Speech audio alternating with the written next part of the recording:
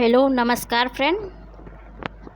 आज मैं आपके लिए जो हमारी प्रैक्टिस चल रही है जीएस और जीएस की चल रही थी, आज इसी में मैं हिंदी भी ऐड कर रही हूँ।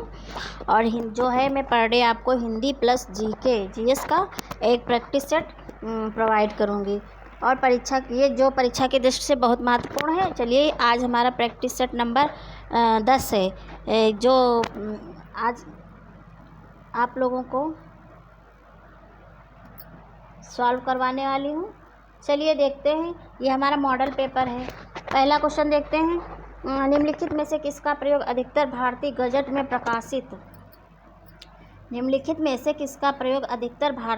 में प्रकाशित सरकारी नियम, आदेश आदि की सूचना के प्रसंग में होता है? तो होता है अधिसूचना। ठीक है, अधिसूचना का। अगला क्वेश्चन है, जिन ध्वनियों के उच्चारण में वायु बिना किसी अवरोध के बाहर निकलती उसे क्या कहते हैं? तो उसे कहते हैं स्वर। ठीक है। अगला क्वेश्चन, नेक्स्ट क्वेश्चन, निम्न में से कंठवर्ण है। निम्न में से कंठवर्ण है तो कौन सा है? इसमें कौन सा बताइए, कौन सा कंठवर्ण? तो ऋतु रसाणाम मूर्धा अकु विसर्जनीयानाम कंठा। तो इसमें जो हमारा है अकु विसर्जनीयानाम कंठा, तो आ हा और ये इसका सूत्र होता है अकु विसर्जनीयानाम कंठा। तो ये होगा बड़ा आ हा और विसर्ग। ठीक है। अब अगला क्वेश्चन, इच्चु यसानाम तालु होता है, ऋतु रसाणाम मूर्धा होता है, ऋतु रसाणाम दंता होता है। ये दंत से है, ये मूर्धा से। ठीक है, मूर्धा से ये ऋतु रसानाम दंत से। ठीक है, दंत से। और ऋतु रसानाम इच्चु यसानाम ये ऋतु रसाणाम मूर्धा और इच्चु यसानाम तालु। ठीक है। इसी प्रकार ये हमारा यहाँ पे क्वेश्चन, हमारा निम्न में से कंठवर्ण है तो कौन सा है? तो ये हमारा बी, ऑप्शन बी सही होगा इसका। ठीक है। अगला क्वेश्चन देखते हैं, निम्न में से तालव्य ध्वनि है कौन सी है? तो इसमें इच्चु यसानाम तालु, तो कौन सा होगा? सा आता है ना इसके अंतर्गत, तो सा होगा। तालव्य ध्वनि सा है। ठीक है। अगला क्वेश्चन देखते हैं, निम्नलिखित शब्दों में से स्वर संधि को पहचानिए। तो स्वर संधि को पहचानना है, तो इसमें जैसे मना प्लस हर, मनोहर, इसमें विसर्ग हो गई। ठीक, इसमें सच्चरित में व्यंजन हो गई, विसर्ग हो गई। और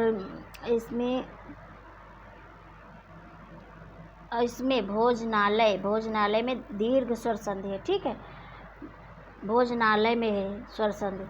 अगला क्वेश्चन देखते हैं, सोहन के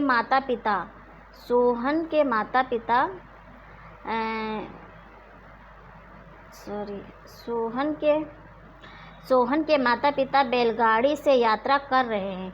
तो इसमें बैलगाड़ी में कौन सा समास होगा? बैलगाड़ी, तो बैलगाड़ी में बैल की गाड़ी होगा ना, तो तत्पुरुष समास होगा, तत्पुरुष समास। अगला क्वेश्चन, हमें प्रहार नहीं करना चाहिए। तो इसमें पूछ रहा है हमें प्रहार नहीं करना चाहिए, व्याकरण की दृष्टि से रेखांकित शब्द है। तो प्रा में लगाना, मतलब अंडरलाइन प्रा में की गई, तो प्रा जो है हमारा उपसर्ग है। ठीक है, उपसर्ग है, प्रहार नहीं कर। प्रा प्लस हार प्रहार हो गया। ठीक है। अब अगला क्वेश्चन, राम राम अनर्थ हो गया। तो इसमें कौन सा होगा? रेखांकित शब्द में अव्यय का प्रकार है, तो राम अनर्थ हो गया। रेखांकित शब्द में अव्यय का प्रकार है, कौन सा है? तो इसमें विस्मय बोधक होगा ये। ठीक है, विस्मय बोधक। अगला क्वेश्चन, निम्नलिखित शब्दों में से तत्सम शब्द को पहचानिए।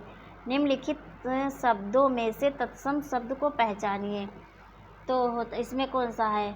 तत्सम पूछ रहा है, तो माँ का मात्र होता है, केला का कदली होता है तत्सम, और मछली का मत्स्य होता है।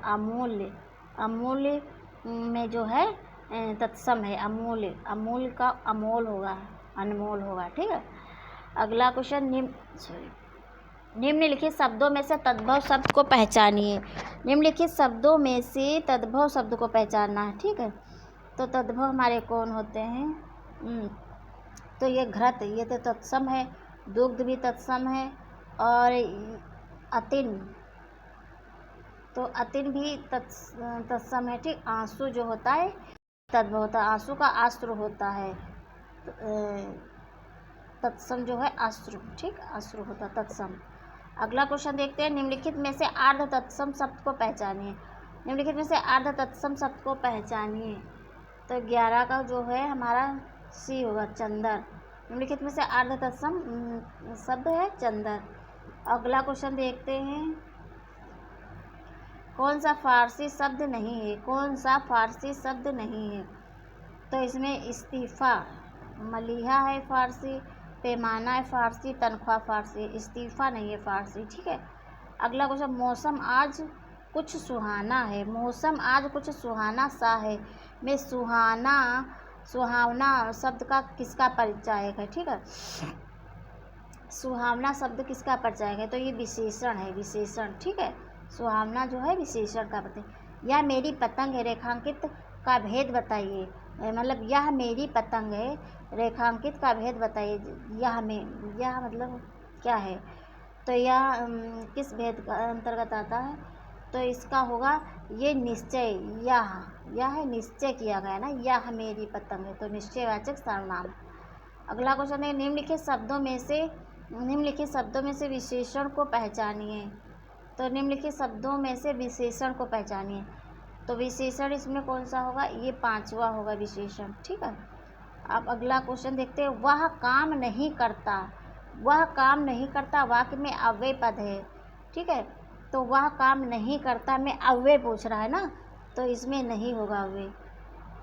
ठीक। अगला क्वेश्चन देखिए, कबीर कल बहुत सुंदर लिख रहा था। कबीर कल बहुत सुंदर दिख रहा था में कौन सा होगा?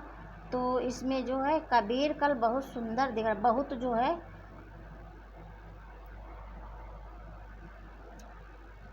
कबीर कल बहुत सुंदर दिख रहा था, तो बहुत मतलब सुंदर दिख रहा था।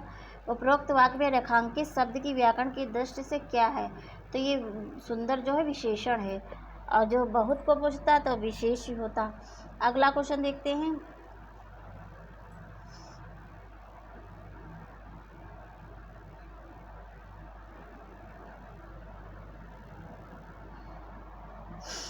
सिर्फ एक काम रह गया है। सिर्फ एक काम रह गया है, रेखांकित शब्द को पहचानिए। तो सिर्फ क्या है? सिर्फ जो है निपात है। सिर्फ एक काम रह गया है, रेखांकित शब्द में को पहचानिए। तो सिर्फ जो है निपात है। अनल का पर्यायवाची शब्द है। अनल का पर्यायवाची कौन सा है? तो अनल होता है, अनल का पर्यायवाची अग्नि का पर्यायवाची होता है अनल। अगला क्वेश्चन देखते हैं, आज अमावस्या है। आज अमावस्या है, रेखांकित शब्द का सटीक विलोम है। तो ये इसका सी होगा। आज अमावस्या है, तो सटीक विलोम क्या होगा? अमावस्या का विलोम क्या होगा? इसका होगा शुक्ल। अमावस्या का शुक्ल होगा विलोम। अमावस्या का विलोम शुक्ल। युग्म शब्द की कौन सी जोड़ी सही है? तो युग्म शब्द की कौन सी जोड़ी सही है? तो नीरज और नीरद। तो ये नीरज मीन से बादल होता है, नीरज और नीरज ये दोनों का मतलब बादल होता है पर है। ठीक। और ये पानी जल कौन सी जोड़ी सही? पति पुत्र और धन पूर्ण, ये नहीं होगा, गलत है। अगला क्वेश्चन देखते हैं, वह नायिका जो अपने पति के परदेश होने के कारण दुखी हो। तो इसका कौन सा होगा? वह नायिका जो अपने पति के तो उसको कहते हैं वियोगिनी। एक ही शब्द क्या होगा? तो वियोगिनी। आपके भरोसे पर हूँ, रेखांकित शब्द क्या है? तो इसका होगा विस्मयवाचक। रेखांकित शब्द विस्मयवाचक है। को से किस कारक चिन्ह का बोध होता है? तो ये होगा कर्म कारक। को से कर्म कारक का बोध होता है। को से कर्म कारक। वधु शब्द का बहुवचन होगा। वधु शब्द का बहुवचन कौन सा होगा? तो वधु शब्द का जो है वधुएं होगा, वधुएं। अगला शब्द मुझसे खड़ा भी नहीं हुआ जाता, तो वाक्य का भाववाच्य होगा। सॉरी, मुझसे खड़ा भी नहीं हुआ जाता, मुझसे खड़ा भी नहीं हुआ जाता, इस वाक्य का वाच्य होगा, वाच्य होगा। तो इसका होगा भाववाच्य। ठीक है, मुझसे खड़ा भी नहीं जाता, भाववाच्य। वह आए तो मैं आऊँ, वह आए तो मैं आऊँ, मैं जाऊँ, मैं कौन सा काल है? तो इसका होगा हेतु हेत मद भविष्यत काल। ठीक है, हेतु हेत मद भविष्यत काल। रीति का बहुवचन दिए गए विकल्पों में से कौन सा है? तो ये होगा दिए गए विकल्पों में से कौन सा है? तो ये होगा रीतियाँ। रीति का बहुवचन दिए रीतियाँ। सीटी बजी और सभी प्रतिभागी दौड़े। सीटी बजी और सभी प्रतिभागी तेजी से दौड़े। रचना की दृष्टि से वाक्य का कौन सा प्रकार है? तो है संयुक्त वाक्य। और सभी प्रतिभागी दौड़े, तो ये संयुक्त वाक्य है। ठीक है। दीर्घायु हो, दीर्घायु हो वाक्य, दीर्घायु हो वाक्य किस प्रकार का वाक्य है? तो ये इच्छार्थक वाक्य। दीर्घायु हो इच्छार्थक वाक्य। निम्नलिखित वाक्य को ध्यान से पढ़ें और तय करें कि कौन से हिस्से में त्रुटि आधुनिक परिवार का एक हिस्सा बनकर जिंदगी मानसिक तनाव से गुजर गई। तो इसमें त्रुटि पूछ रहा है ना, तो इसमें त्रुटि होगी गुजर गई है। गुजर गई है तो इसमें होगी त्रुटि। ठीक है, गुजर गई है, इसमें होगी त्रुटि। अगला क्वेश्चन देखते हैं।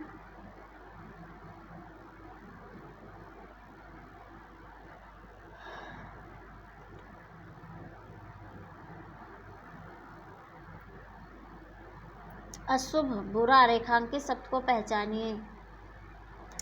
तो तुल्यता सूचक। अशुभ बुरा रेखांकित चिन्ह को पहचान। तुल्यता सूचक चिन्ह।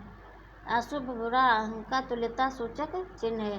संयोजक चिन्ह का एक और नाम है।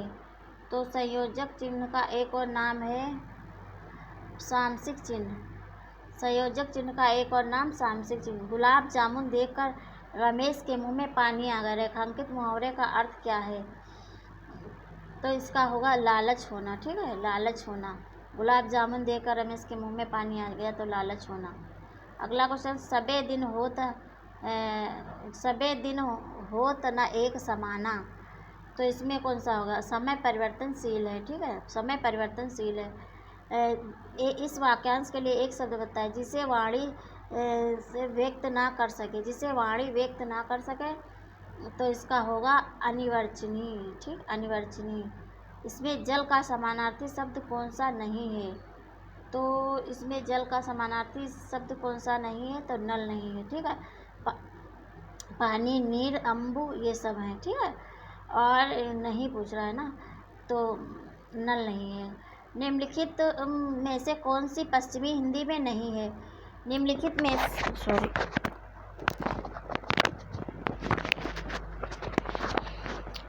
निम्नलिखित में से कौन सी पश्चिमी हिंदी में नहीं है? तो पश्चिमी हिंदी में इसमें से कौन सी नहीं है? तो ये बघेली नहीं है। ये जो पूर्वी हिंदी के अंतर्गत आती है बघेली। हिंदी भाषा में कितनी बोलियां हैं? तो हिंदी भाषा में 18 बोलियां हैं। ठीक है, अगला क्वेश्चन देखते हैं। चंद्रगुप्त नाटक के रचयिता कौन है? चंद्रगुप्त नाटक के रचयिता कौन है? तो चंद्रगुप्त नाटक के रचयिता जयशंकर प्रसाद। अगला क्वेश्चन देखते हैं। अंग्रेजी का हिंदी अनुवाद लिखिए। सही अनुवाद स्पष्ट करिए। Scientific knowledge has its dangerous. ठीक है, तो इसमें क्या पूछ रहा है? Scientific knowledge has its dangerous. तो इसका जो है हिंदी अनुवाद लिखिए। ठीक है, तो इसका 41 होगा, मतलब ये 41 का होगा वैज्ञानिक ज्ञान के अपने संकट हैं। वैज्ञानिक ज्ञान के अपने संकट हैं, ऑप्शन ए होगा। ठीक है, अगला देखते हैं। सुखी विश्व विज्ञान का स्वप्न है। सुखी विश्व विज्ञान का स्वप्न है, तो इसका कौन सा होगा? ए happy world is dream of science.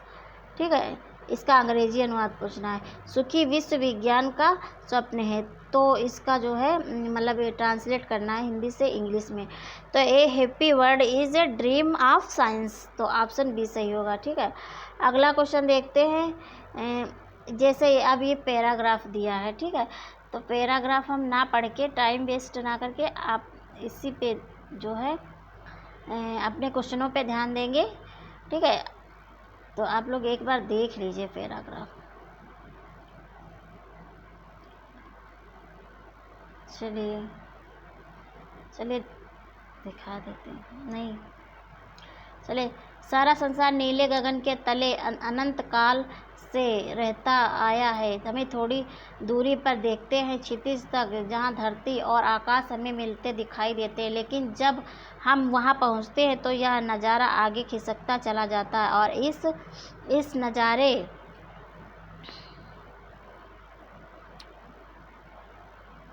का कोई और छोर हमें नहीं दिखाई देता। ठीक इसी तरह हमारा जीवन भी है। ज़िंदगी की ना जाने कितनी उपमाएं दी जा चुकी हैं, लेकिन कोई भी उपमा पूर्ण नहीं है, पूर्ण नहीं है मानी गई है।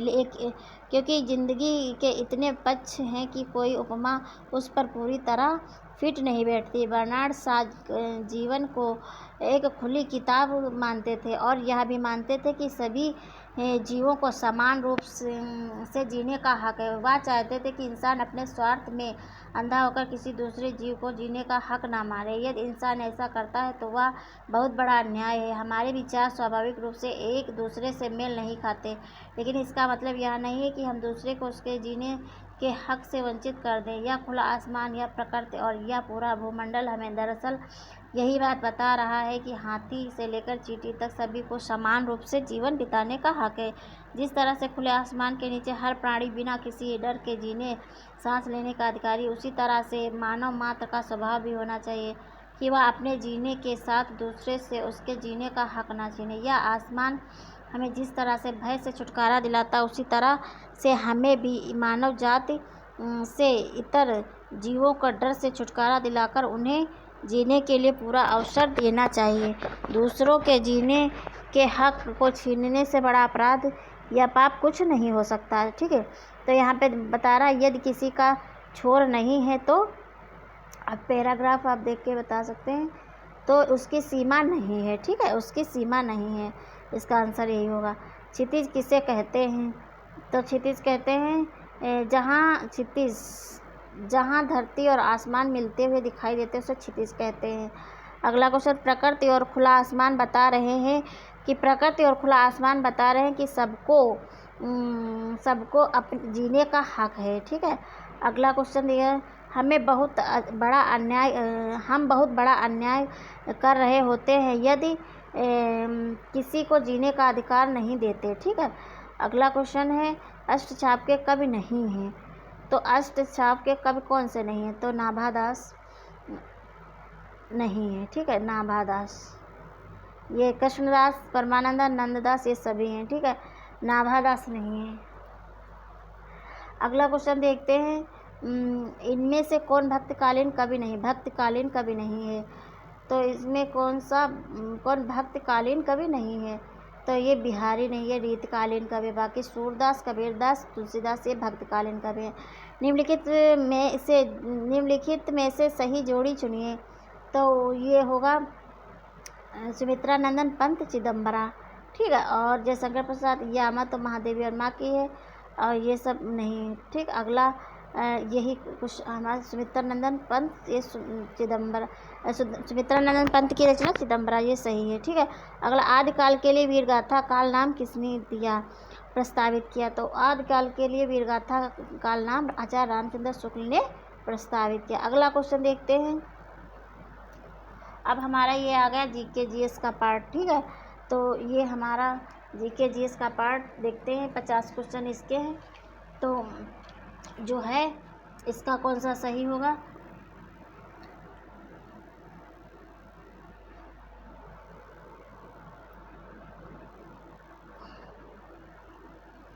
तो इसका मांडा जो है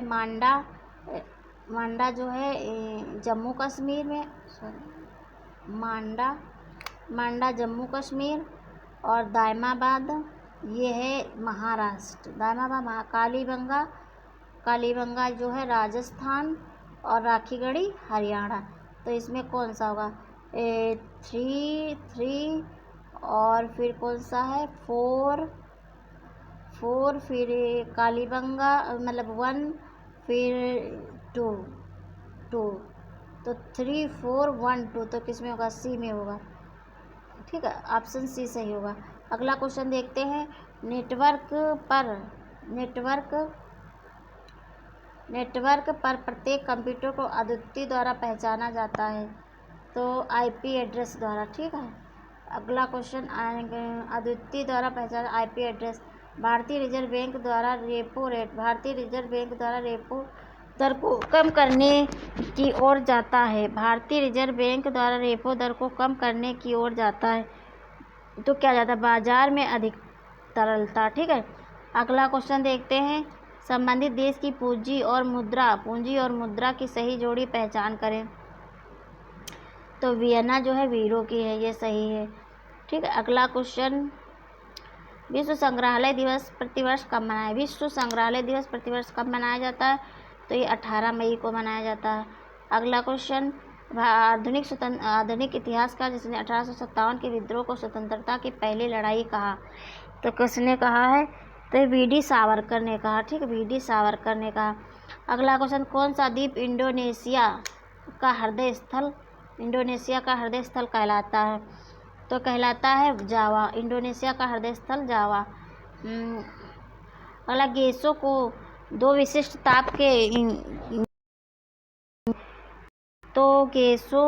विशिष्ट ताप किसके द्वारा? गैसों के दो विशिष्ट ताप किसके द्वारा संबंधित हैं?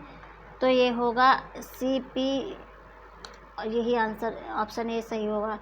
फुटबॉल एसोसिएशन की पहली महिला अध्यक्ष के रूप में किसे चुना गया है? तो ये चुना गया है डेबी हैविट को। ठीक है, अगला क्वेश्चन देखते हैं।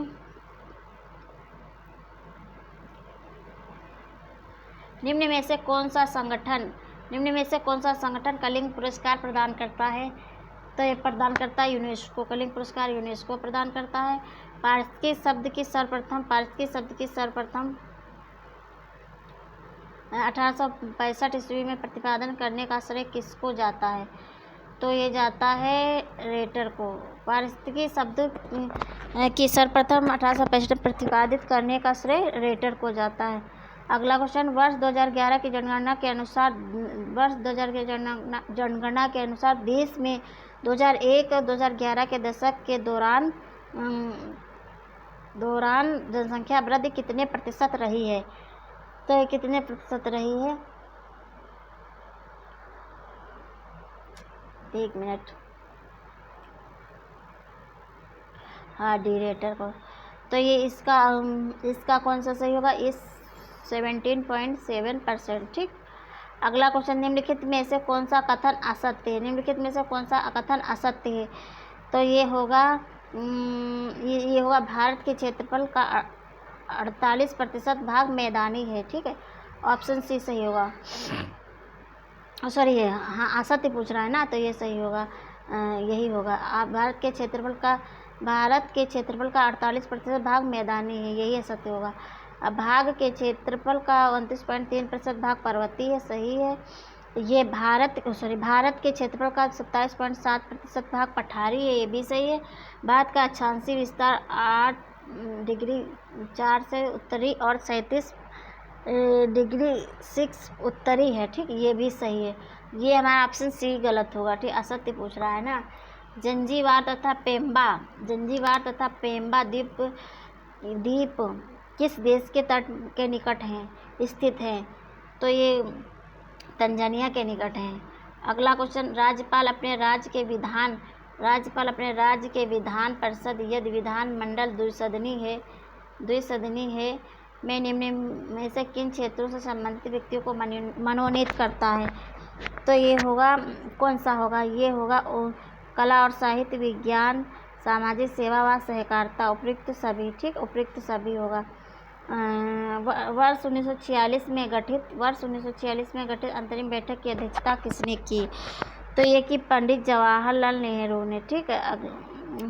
कीबोर्ड में फंक्शन की संख्या होती है, ये होती है 12। फंक्शन की संख्या 12 होती है। अगला क्वेश्चन देखते हैं। हाल ही में केंद्र सरकार ने किस आयु के ऊपर के वरिष्ठ नागरिकों को आयकर दायित्व दाखिल करने में छूट प्रदान की है? तो ये की है 75 वर्ष से जो अधिक हैं उनको। ठीक। अगला क्वेश्चन देखते हैं। कौशाम्बी स्थित प्रभास गिरी स्थल का संबंध है? तो ये है ऑप्शन बी। कौशाम्बी स्थित प्रभास गिरी स्थल का संबंध है, तो ये जैन से है। ठीक है। अगला क्वेश्चन देखते हैं। राइडर कप का संबंध किस खेल से है? तो ये है गोल्फ से। ठीक। अगला क्वेश्चन देखते हैं। राष्ट्रीय आय किससे निर्मित होती है? तो ये होती है किसी उत्पादक गतिविधि द्वारा। अगला क्वेश्चन देखते हैं। वाराणसी स्थित वर्तमान विश्वनाथ मंदिर का निर्माण किसने कराया था?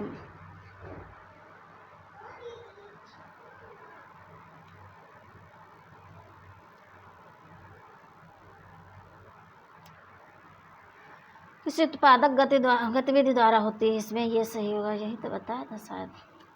वाराणसी स्थित वर्तमान विश्वनाथ मंदिर का निर्माण किसने कराया?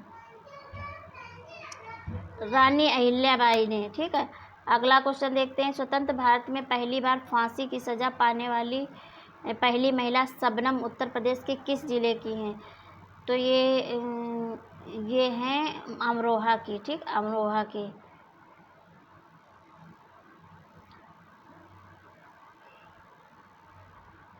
टर्नल संरक्षण वाले क्रोमोसोम का विवरण क्या है? तो ये है ऑप्शन ए सही होगा। अगला, राष्ट्रीय शिक्षा नीति 2020 के किस शैक्षणिक पाठ्यक्रम प्रणाली के आधार पर विभाजित किया गया है? तो ये किया गया है 5+3+3+4 5+3+3+4। अगला क्वेश्चन। टोक्यो पैरालंपिक में पदक जीतने वाले भारतीय प्रशासनिक सेवा के पहले अधिकारी कौन हैं?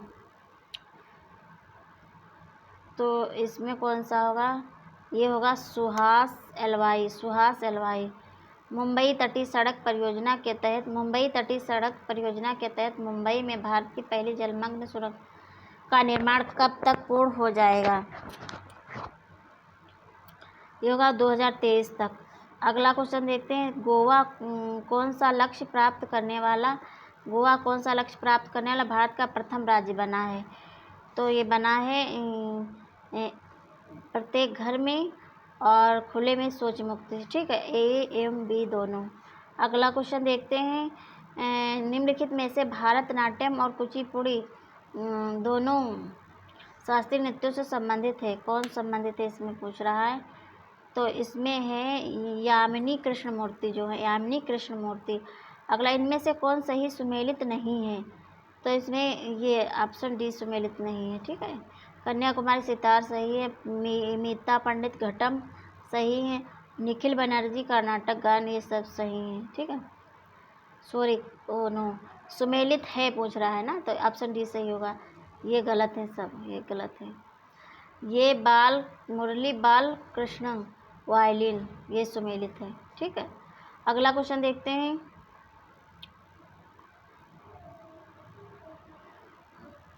पंच पांडव नैमिषारण, हनुमानगढ़ा, व्यासगढ़ी और महर्षि दधीच का तापस्थल किस जनपद का प्रमुख दर्शनीय स्थल है? तो यह है सीतापुर का। ठीक है। ये सीतापुर में है नैमिषारण। भारतीय प्रबंधन संस्थान IIM कहाँ स्थित है? तो ये स्थित है लखनऊ में। भारतीय प्रबंधन संस्थान IIM लखनऊ में। उत्तर प्रदेश के चित्रकूट तीर्थस्थल के विषय में कौन सा कथन सही नहीं है? तो इसमें होगा ये होगा ऑप्शन डी सही होगा, ये ऑप्शन डी सही होगा इसका।